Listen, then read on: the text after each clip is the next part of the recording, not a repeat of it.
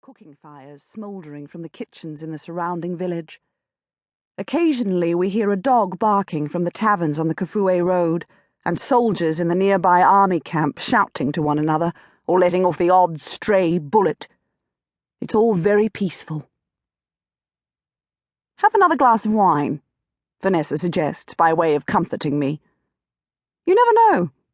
Mum might forgive you, eventually." In my defense, the awful book, whose full and proper title can never be mentioned in the company of my family, was not all my fault. I had felt more than a little encouraged to write it, directed even, by Alexandra Fuller of Central Africa herself. Having given up on my older sister as a potential writer on account of Vanessa's stubborn refusal to learn how to read or write, Mum settled her literary ambitions on me. I was 5 when she abandoned the arithmetic section of our weekly Rhodesia correspondence school packet.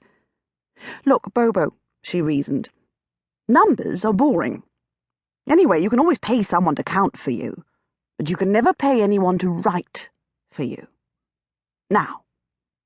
Mum paused and gave me one of her terrifying smiles. "What do you think you're going to write about?"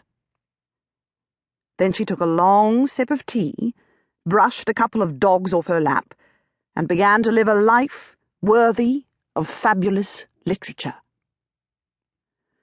12 years later, Mum reviewed her life and matched it up against the kind of biography she hoped to inspire, something along the lines of West with the Night, The Flame Trees of Thika, or Out of Africa. On the whole, she was satisfied. In fact, all things considered, she felt as if she even may have overdone it in some areas. Tragedies, war, and poverty, for example. However, there remained one glaring omission from her portfolio. There had been no airplanes, and airplanes had featured prominently in the lives of Mum's literary role models. And then, as if by magic, Mum says, my dashing little Sri Lankan appeared.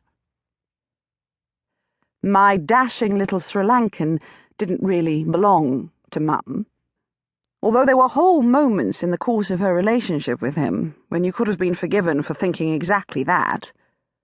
And there was debate in the family, some of it quite vigorous, as to whether or not he was dashing, but we could all agree that the Sri Lankan was definitely little. His real name was Mr. Vars, and he said he'd come to Zambia to escape all the pain and violence of his native land.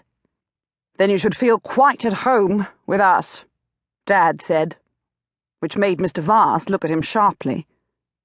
But my father said nothing more, returning his attention calmly to Farmers Weekly. On the whole, I took my father's side. "As usual," Mum said. "Didn't the last pilot who stayed with us fly his plane into an electricity pole?"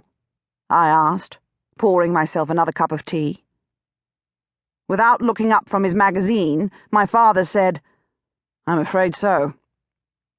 Mr. Vars wilted somewhat.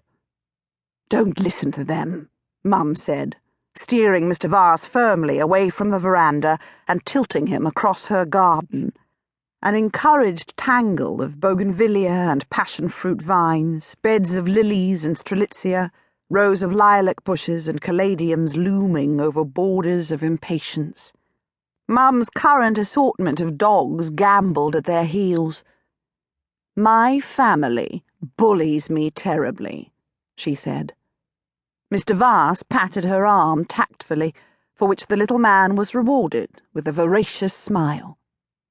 "You and I," Mum foretold, "will show them all what real courage looks like.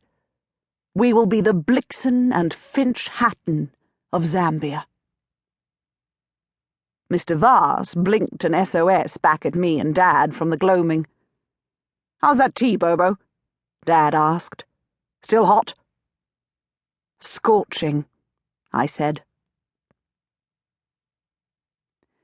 Now faded Mr. Vars, then Mum into the home paddock, where the dairy cattle had come into the open to shelter from the evening mosquitoes.